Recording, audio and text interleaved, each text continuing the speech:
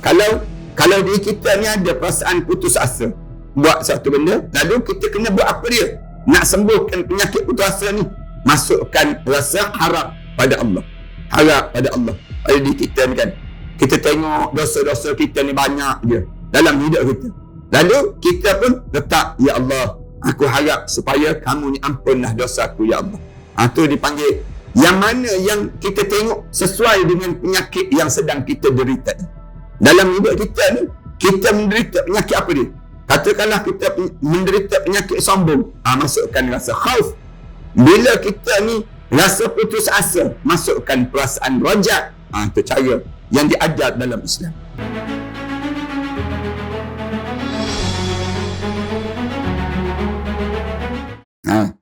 Kemudian kita hari ni kita akan pergi tajuk mana yang lebih utama, memenangkan khauf ataupun memenangkan ar-raja.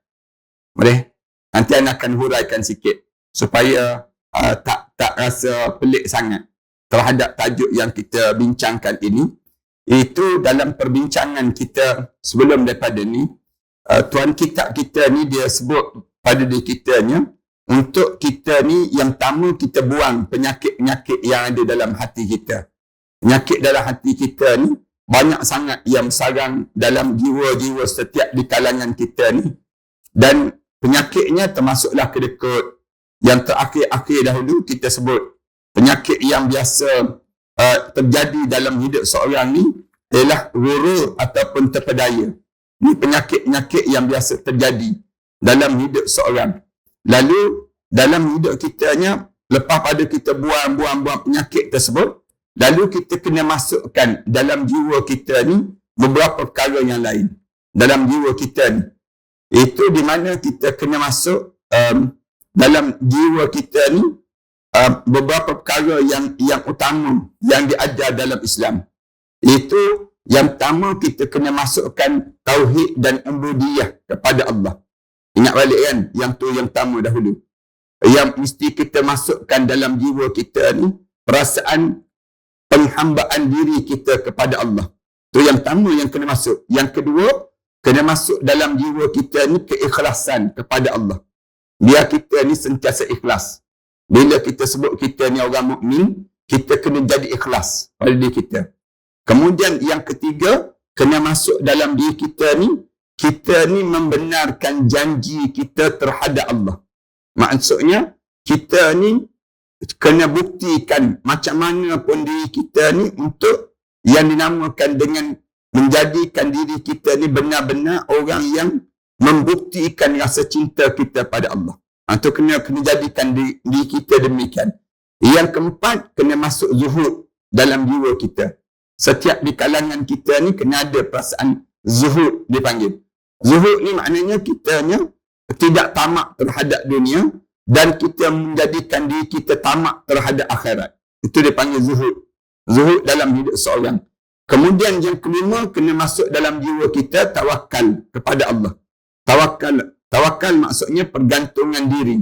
Kita mula berharap dalam diri kita ni, letakkan harapan kepada Allah Subhanahu Wa Taala dalam kita menjadikan diri kita hamba kepada Allah Subhanahu Wa Taala. Kemudian yang keenamnya, kena masukkan dalam jiwa kita ni rasa mencintai Allah. Kena ada pada diri kita ni rasa cinta pada Allah. Perasaan cinta pada Allah tu mesti membekas di jiwa kita.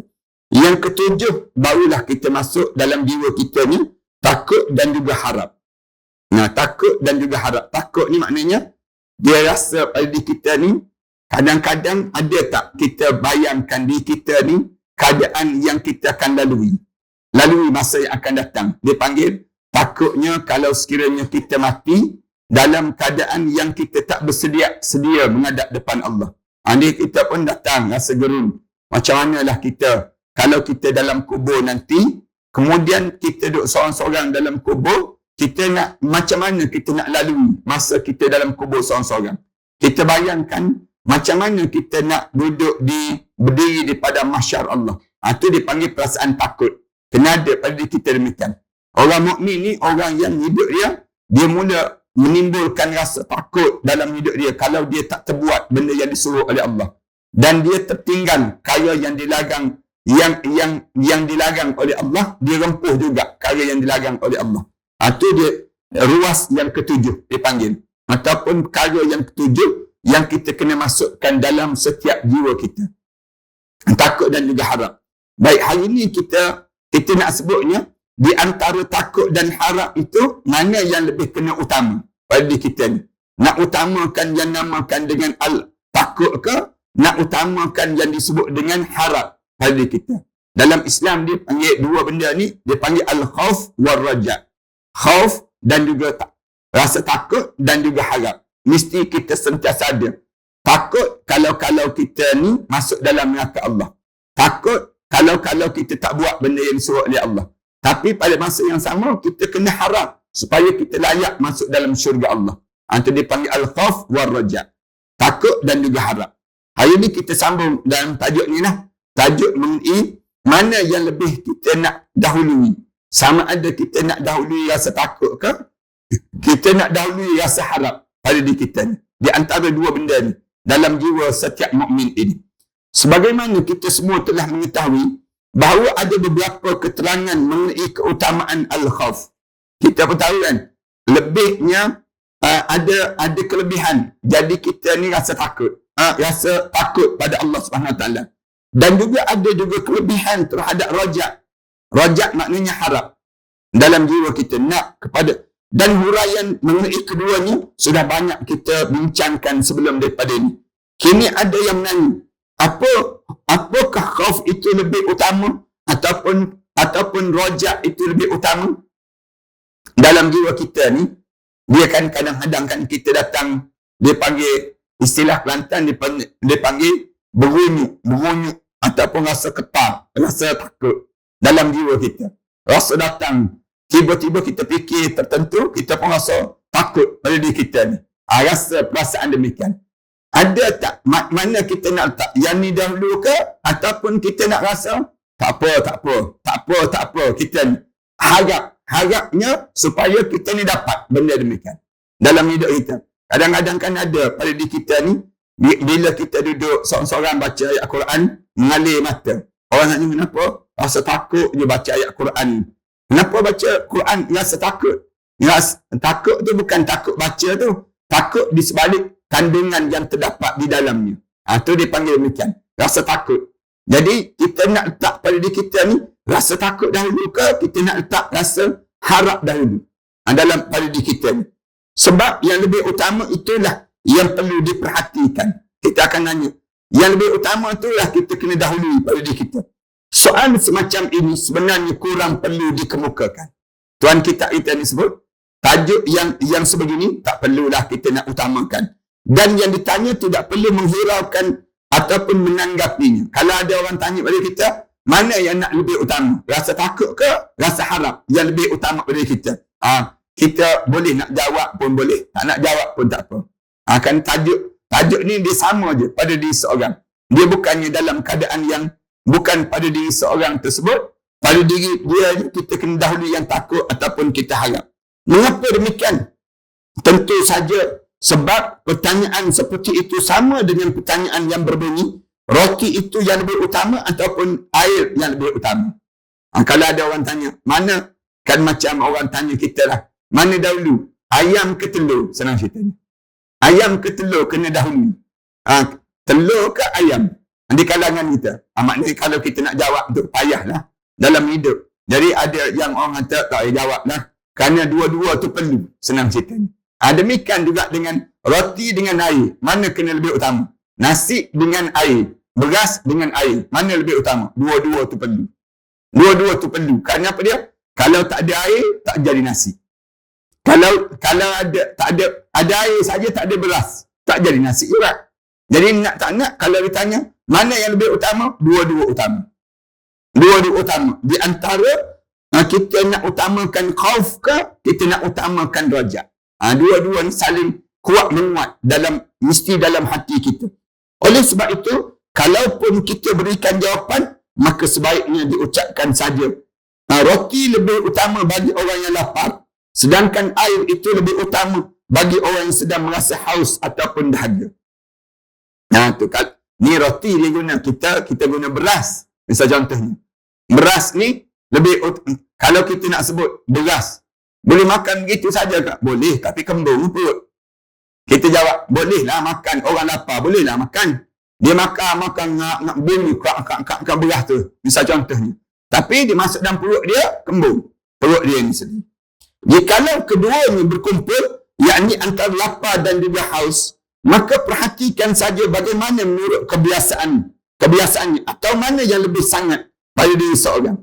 Kadang-kadang kan kita ni, dua-dua terhidang depan kita. Kadang-kadang air, kadang-kadang nasi. Jadi, mana yang utama? Ada setengah orang lapar sangat, dia ambil nasi dulu. Ada setengah orang, dia ambil air dahulu. Minum air dulu 3 teguk, baru dia dimulakan untuk makan nasi. Itu tajuk yang dia gunakan dengan analogi pada kita, mana yang nak bawa masuk dalam jiwa kita. Sama ada kita nak masukkan khauf ataupun kita nak masukkan rajak pada diri kita. Senang bahasanya, masuk dua-dua. Masuk dua-dua pada diri kita. Manakala laparnya lebih sangat daripada hausnya.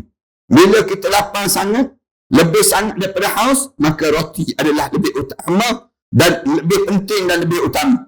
Dan manakala hausnya yang lebih sangat, tentulah air yang lebih diperlukan. Air yang diperlukan. Apabila sama-sama sangatnya, maka kedua-duanya adalah sama-sama penting. Ataupun sesuatu yang dikendaki sama-sama diutamakan. Hal ini disebabkan apabila setiap sesuatu yang dikendaki untuk maksud sesuatu dan tujuan, maka keutamaannya tentulah tampak nyata dan jelas setelah dihubungkan kepada maksudnya dan bukan kepada dirinya sendiri. Demikianlah khauf dan juga raja itu dapat diumpamakan ubat penawar apabila dipergunakan untuk mengubati hati yang sudah bergelap, hati yang salah jalan. Maka sewajarnya tentulah dengan mengingatkan penyakit yang ada ataupun yang terjangkit dalam hati tersebut. Kita cuba tengok, kita ni ada penyakit apa, senang cerita. Dalam hati kita ni sedang berpenyakit apa? Ada orang di kalangan kita, dia faham, dia sedang berpenyakit rasa cinta pada dunia yang besar. Jadi, rasa cinta pada dunia yang besar ni nak ubat macam mana? Ubat pada kita dengan perasaan al-khawf terlebih dahulu. Rasa takut dahulu. Takut dengan dunia yang banyak ni, bila kita masuk dalam kubur, nanti bila kita masuk dalam kubur, kita kena jawab segala apa yang kita ada atas dunia ni. Jadi kita, waktu tu, diri kita jadi rasa bimbang. Aku ni, banyak-banyak sangat ni, kalau tak ada perasaan takut, nak jawab depan Allah, macam mana nanti? Di akhirat nanti. Lalu kita bersedekah, lalu kita berinfak terhadap harta benda yang kita ada. Jadi manakala yang terdapat dalam hati itu, penyakit yang berbentuk merasa aman daripada siksa Allah Ta'ala. Kita rasa dalam hati kita ni, macam tak ada apa-apa je. Allah tak marah pada kita. Juga aman daripada tipu daya ataupun berupa tipuan pada diri sendiri, seperti merasa pandai sendiri. Kalau kita ada pada diri kita ni, kita rasa kita ni cerdik ni, orang bijak ni kita rasa demikian. Ataupun kaya sendiri, pengaruhnya pada umat lebih besar daripada yang dipunyai oleh orang lain. Maka ubat yang sesuai untuk mengubati itu adalah rasa khauf kepada Allah Ta'ala. Ni kadang-kadang kan dalam diri kita ni ada penyakit, rasa pada diri kita ni, aku ni sombong sikit ni, aku ni ada rasa lebih daripada orang ni. Lalu kita pun jadi rasa takut. Allah benci dengan orang yang menyombong. Allah tak suka dengan orang yang sombong. Itu cara demikian. Bila kita ni ada sombong, kita masuk dalam kubur nanti, kita sampai di akhirat nanti, Allah tak akan masuk dalam syurga Allah. Tak masuk dalam syurga Allah. Walaupun sebesar, sombong itu sebesar biji sawi. Sebesar yang disebut dengan apa dia? Sebesar yang namakan dengan semut yang warna hitam, anak semut tersebut. Anak semut yang warna hitam. Yang kecil sebesar tu pun dalam jiwa kamu, Allah tak akan masukkan kamu dalam syurga Allah Subhanahu Wa Taala. Sombongan dipanggil kepada Allah Ta'ala. Inilah yang dapat memudahkan penyembuhannya. Dengan cara kita masuk khauf, lalu kita pun sembuhlah daripada penyakit sombong tadi. Masukkan takut pada Allah. Aku ni jangan sembarangan, Allah tak suka dengan orang sombong. Jadi kita pun rasa takut. Ada perasaan diri kita rasa takut. Sebab tu, rasa takut ni dipanggil ibadah kepada Allah. Ibadah. yang Islam suruh pada diri kita ni, dia ada perasaan demikian. Rasa pada diri kita ni. Duduk saja-saja, tiba-tiba mengalir mata. Orang tanya, kenapa mengalir mata? Takut, kita sebut. Takut apa? Takut fikir malam tamu dalam kubur. Takut fikir macam mana kita berada seorang-seorang saat mana kita ni ditanya oleh malaikat munkar dan nakir. Kita pun rasa takut terus. Aku ni macam mana lah pada diri aku ni.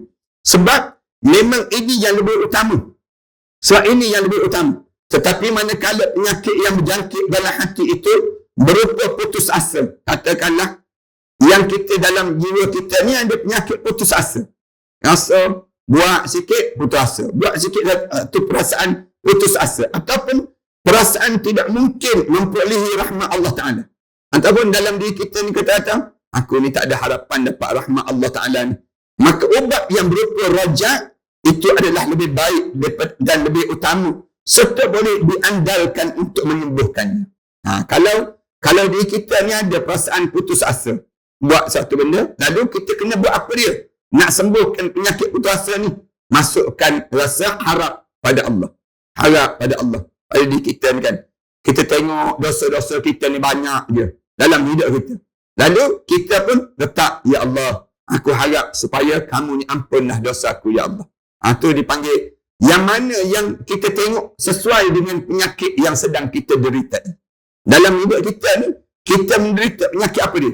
Katakanlah kita menderita penyakit sombong. Masukkan rasa khauf. Bila kita ni rasa putus asa, masukkan perasaan rajak. Itu cara yang diajar dalam Islam. Rajak itu maknanya harap. Kita letak satu harapan dalam hidup kita ni. Demikian pula manakala yang biasa dikerjakan oleh hamba Allah itu berupa kemaksiatan, maka yang paling utama ialah khauf dan bukannya rajak. Kalau kita ni biasa mengumpat, misal contohnya, hidup kita ni suka mengumpat ataupun buat maksiat, kerap kali hidup kita ni buat maksiat, masukkan rasa khauf dalam jiwa kita. Biar sentiasa datang perasaan takut. Takut kita ni dengan dosa yang sedang kita alami, yang kita lakukan dalam hidup kita.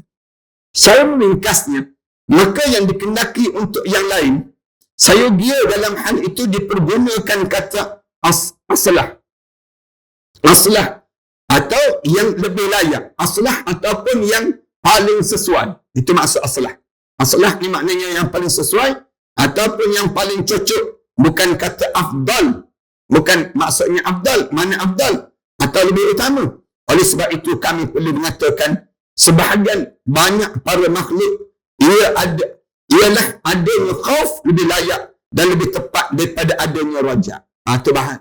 Ni katanya tuan kita lah. Kalau orang tanya juga, mana yang perlu kena ada betul-betul Ustaz dalam hidup kita ni? Masukkan rasa khauf yang lebih utama daripada letaknya raja.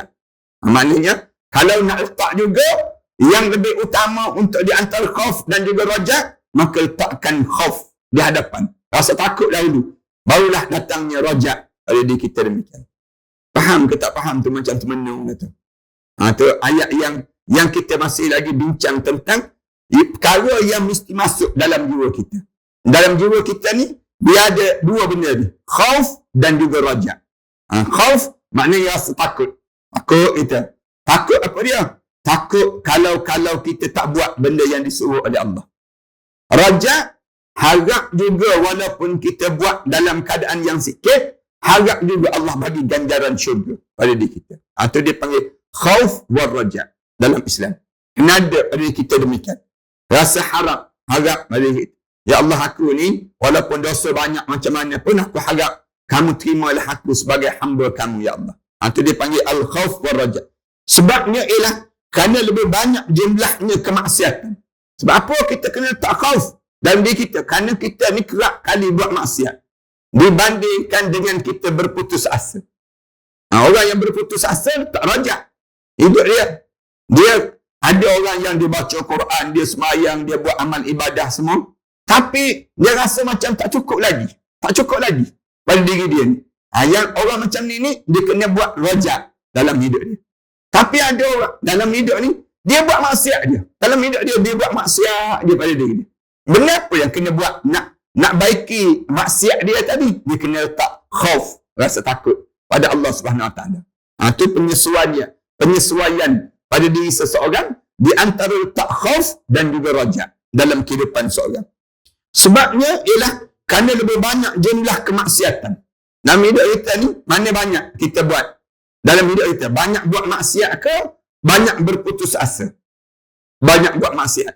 Maksiat luar, senang kita buat. Maksiat dalam, lagi senang kita buat. Orang kita kan, dalam hati tu, perasaan kita tu senang buat maksiat. Dalam hidup kita. Duduk lama sikit, ustaz ni tak datang ni. Misal contoh ni. Ustaz ni ada ke tak ada kuliah ni? Ustaz ni, dia mula kita nak buat maksiat jiwa. Maksiat dalaman dipanggil. Bila maksiat dalam kita ni, dalam suasana kita ni, mula di waktu semua kita kena tak khauf, takut. Jangan biarkan. Nanti bila kita biarkan, dia akan merosakkan jiwa kita. Macam kena je pada seorang. Itu cara demikian. Ada pun bagi orang yang bertakwa, yang suka meninggalkan semua bentuk dosa. Siapa yang dalam hidup dia memang tak buat dosa. Dalam hidup dia tak ada benda-benda yang memburukkan jiwa. Yang nyata ataupun yang batin. Yang jelas ataupun yang dalam keadaan sembunyi. Yang tersembunyi ataupun yang terang-terangan. Maka sudah sepatutnya jikalau ia berlaku sedang dalam keadaan di antara khauf dan juga rajaknya, berlaku sedang, maksudnya nilaikan khauf dan rajak itu sama beratnya. Lakukan pada diri dia, dua-dua biar masuk. Katakanlah hidup kita ni tak buat maksiat. Benda apa yang kita kena buat? Masuk serentak. Masuk serentak apa dia? Rasa khauf dan juga rajak. Dalam jiwa kita ni. Kena ada pada diri kita demikian. Allah jauhnya kita dengan mereka kan. Orang yang soleh begini, dia fikir sampai sedetail ini. Kita ni kata, Allah, saya tak pernah terfikir macam ni ustaz. Dalam hidup saya ni, nak sampai peringkat yang kita nak letak mana ni? Dua khauf dan rajak. Kadang-kadang kita ni, bila sebut tajuk khauf dan rajak ni pun, kita bingung dah. Kita tak faham. Kerana apa dia? Kerana jauh sangat dalam hidup kita. Tapi sebenarnya, dalam hidup kita orang mukmin ni, dia kena ada. Dalam diri kita ni, perasaan al-khauf wal rajak. Dua-dua ni sedang bergerak dalam setiap mukmin. Kemudian oleh sebab itu, ada yang menyatakan, andai kata ditimbang khauf, seorang mukmin dan rajaknya, nescaya berat timbangan itu menjadi sama saja. Kalau orang mukmin yang kita ni tak buat dosa, yang hidup dia tak buat dosa, tak berani nak buat dosa. Lalu, kalau ditanya pada dia, macam mana khauf dan rajak dia dalam jiwa dia? Mesti sama je. Mesti sama banyaknya. Dia sentiasa ada perasaan khauf dan rajak itu serentak dalam hati orang mukmin. Itu hebatnya mereka demikian. Ada satu riwayat daripada Sayyidina Ali karamallahu wajhah. Ia menasihati kepada sebahagian anaknya dan berkata, Sayyidina Ali sebut, wahai anakku, takutlah kamu kepada Allah dengan cara takut. Dengan cara-cara takut. Yang andai kata kamu dapat melakukan segala kebaikan yang dikerjakan oleh semua penghuni bumi, maka kebaikan-kebaikan yang kamu lakukan itu tidak diterima oleh Allah. Itu kamu kena tak dalam jiwa kamu. Kamu dah berbuat baik. Semua penduduk bumi ni, segala amalan penduduk bumi ni, yang terbaik tersebut, kamu dah buat dah semua. Tapi bayangkan kamu tidak diterima di sisi Allah amalan itu. Jadi macam mana perasaan diri kamu? Dan kamu jadi rasa takut lah. Rasa takut. Kalau kita buat amalan, tiba-tiba Allah tak terima. Macam kita datang dengan kuliah ni kan. Tiba-tiba Allah tak terima amalan kita. Buat rugi je kita. Kita akan jadi demikian. Ataupun kita bangun tahajud malam, nangis, baca doa dan sebagainya. Tiba-tiba tak diterima. Tak diterima. Yang disebut dengan tahajud kita. Kamu kena ada perasaan itu, wahai anak-anakku. Katanya Sayyidina Ali. Waktu tu kamu nak buat macam mana? Kamu rasa takut. Takut dalam hidup. Dan berharaplah kepada Allah dengan cara-cara berharap. Bila kamu nak berharap, kamu berharap dengan cara-cara berharap. Macam mana?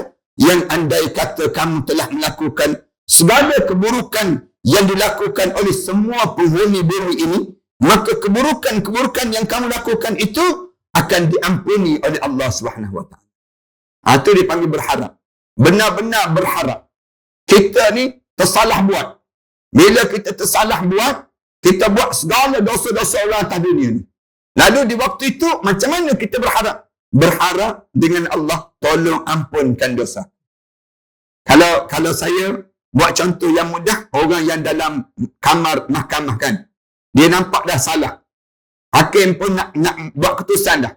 Dia betul-betul harap hakim ni untuk apa dia? Ubah keputusan yang buruk kepada keputusan yang baik. Demikianlah dengan orang mukmin. Orang mukmin ni, kita ni buat benda-benda yang dilarang oleh Allah. Tapi dalam hati kita kena benar-benar berharap supaya apa dia? Janganlah kita ni tidak diampun dosa oleh Allah Subhanahu Wa Taala. Allahu Akbar. Hebatnya orang yang ada al-khauf wa raja dalam jiwa mereka. Oleh kan itu juga, maka Sayyidina Umar radhiyallahu anhu pun pernah berkata, Sayyidina Ali sebut pada anak-anak dia. Ni Sayyidina Umar pula sebut. Sayyidina Umar sebut, andai kata seluruh manusia itu dipanggil untuk masuk neraka, semua orang masuk neraka, kecuali hanya seorang saja yang tidak ikut dipanggil, nescaya aku mengharapkan agar akulah yang menjadi orang yang berada satu itu. Katakanlah, Sayyidina Umar katakanlah orang ni semua masuk neraka. Semua kena masuk neraka, kecuali seorang saja. Seorang tu aku harap aku dah yang tak masuk. Sayyidina Umar sebut demikian. Aku berharap, maknanya demikian. Kita kata, semua masuk dalam neraka. Kita kata, biarlah, kita pun kena masuk jugalah, nampak gaya. Tak, jangan demikian. Letaklah dengan harapan, ya Allah, yang seorang yang tak masuk tu, akulah. Itu dipanggil harap pada kita. Kan kita dengar kan, dalam asal sebut, daripada 10,000 umat Rasulullah yang meninggal dunia ni, hanya seorang yang boleh mengucap 2 kalimah syahadah. 9,999 tak boleh mengucap. Dekat nak mati tak boleh mengucap. Lalu kita berharap dalam diri kita, yang seorang tu akulah, ya Allah. Yang seorang tu akulah. Maknanya harap. Macam mana pun, jangan sampai tak boleh nak mengucap. Bila kita menghadap depan Allah SWT. Dan andai kata semua orang yang dipanggil untuk masuk syurga, kecuali hanya seorang saja yang tidak ikut dipanggil. Katakanlah semua orang dipanggil masuk dalam syurga. Tiba-tiba, seorang saja yang tak boleh masuk syurga. Nescaya aku mengharapkan agar akulah yang menjadi orang yang satu itu. Dan andai kata semua orang dipanggil untuk masuk syurga, kecuali hanya seorang saja yang tidak ikut dipanggil, nescaya aku mengharapkan agar akulah yang menjadi orang yang satu tersebut. Ini katanya Sayyidina Umar. Dia sebut, aku harap supaya orang lain semua boleh masuk syurga. Kalau tak boleh masuk syurga, seorang dia yang tak boleh masuk syurga, aku lah, tak apalah. Yang penting orang lain semua masuk. Itu dia harapan yang dia tak. Kita ni tak, kita kata, kalau semua yang masuk tu, tinggal seorang, harap engkau lah yang tinggal seorang tu. Kita sebut demikian. Manakala, aku boleh lepas. Itu yang menyebabkan kita ni rasa lega je memanjang. Jangan demikian. Dalam hidup kita ni, biar kena ada pada diri kita ni perasaan takutnya kalau kita tertinggal seorang. Orang lain semua boleh masuk. Tiba-tiba kita tak boleh masuk. Maka di waktu tersebut, kita mula letakkan harap pada Allah supaya kita ni diterima juga masuk di sisi Allah SWT. Apa yang tercantum yang kita sebut itu adalah merupakan ungkapan perihal puncaknya khauf dan juga raja. Ini kemuncak. Dalam jiwa seorang, dia masuk dalam jiwa kita ni perasaan yang demikian. Dan keduanya dilakukan dengan baik sebab mengikut neraca yang sama antara satu dengan yang lain. Masing-masing dimenangkan dan diatur tanpa memenangkan atau mengalahkan salah satu, tetapi sesuai dengan jalan persamaan dan isi mengisi, sehinggalah keduanya berdiri dengan baik dan sempurna. Maksudnya harap dan juga yang sebut takut dan harap itu sempurna di antara satu sama lain. Amallah semacam yang dilakukan oleh Sayyidina Umar radhiyallahu anhu, saya dia kita tiru, yakni dibuat sama khauf dan juga raja'nya. Beliau radhiyallahu anhu sentiasa sekali perhatian sekali dalam meneliti keadaan hati dan jiwa ni. Sehingga pada suatu ketika pernah ditanya pada sahabatnya Huzaifah, yakni Huzaifah, dan mengatakan apakah dalam dirinya tampak bekas-bekas daripada masalah kemunafikan sekalipun hanya sedikit. Kan Sayyidina Umar pernah jumpa dengan Huzaifah. Dia tanya Huzaifah, kamu tengok aku ni ada tak senarai dalam senarai ahli munafik tersebut? Kan Rasulullah bagi pada Huzaifah ibn Yaman nama-nama orang munafik di kota Madinah. Dia datang jumpa. Tanya Huzaifah, aku dengar cerita Rasulullah bagi nama orang munafik di kalangan penduduk Madinah. Aku nak tanya engkau, nama aku ada tak dalam senaris? Tanya, kerana takut dia dengan harap dia. Takut kalau dia termasuk munafik. Lalu Huzaifah kata, kamu ni kan sahabat Rasulullah, kamu ni kan begini, kamu ni kan begini. Lalu dia tanya balik, kalau aku ni tak ada dalam senarai itu, tanda-tanda berbekas dalam hati ni ada tak? Kamu nampak tak Huzaifah? Dia tanya Huzaifah Ibn Yaman. Huzaifah kata, kamu ni sahabat Rasulullah, tak ada tanda-tanda yang demikian. Sebab Rasulullah sudah mengkhususkan bahawa beliau radhiyallahu anhu dapat mengenali siapa orang yang sebenarnya manusia munafik. Maknanya Huzaifah ni dia tahu siapa orang munafik dan tidak. Hal ini tertera dalam sebuah hadis yang diriwayatkan oleh Imam Muslim rahimahullah.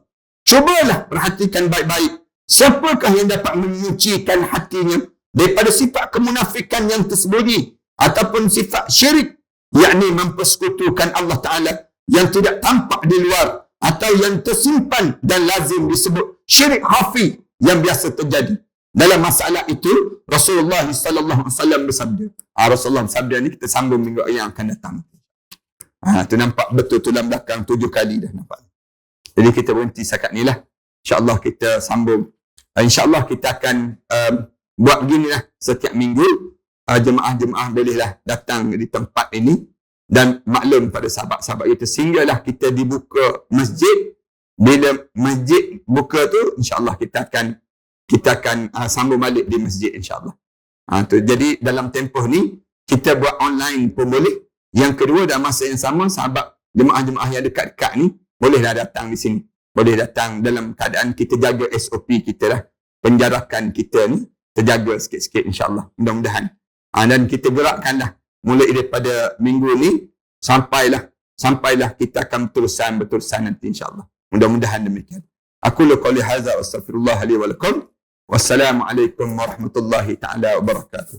Bismillahirrahmanirrahim. Alhamdulillahirabbil alamin. Wassalatu wassalamu ala rasul amin wa ala alihi wa sahbihi ajma'in.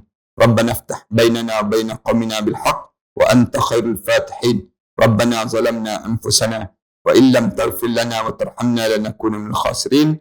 Rabbana atina fid dunya hasanah wa fil akhirati hasanah wa qina adzaban nar. Alhamdulillahirabbil alamin.